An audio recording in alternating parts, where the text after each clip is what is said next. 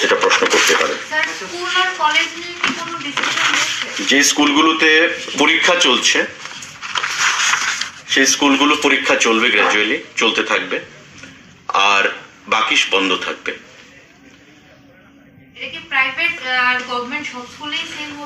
Private তো সিদ্ধান্ত, মানে আমরা বিগত দিনেও দেখেছি যে রাজ্য সরকার যা সিদ্ধান্ত নেয় প্রাইভেট সে তারাই পালন করে। তো স্বাভাবিকভাবে এবারও ব্যতিক্রম হবে না আশা রাখছি। আমাদের যেখানে পরীক্ষা চলছে পরীক্ষা চলবে, আর বাকিগুলো বন্ধ থাকবে। এটা আজকে থেকে তো সার্কুলার দিয়েছে, আগামীকাল থেকে এফেক্টিভ হবে। তো নিশ্চয়ই উইথ এফেক্ট ফ্রম 10th জানুয়ারি 2022 একই হবে। এটা শিক্ষা দপ্তর থেকে আলাদা জানিয়ে দেওয়া হবে। গুরুত্বপূর্ণ যেহেতু আপনি বলেছেন যে আগামী কদিনের মধ্যে 2 মাসের মধ্যে একটা সিভিয়ার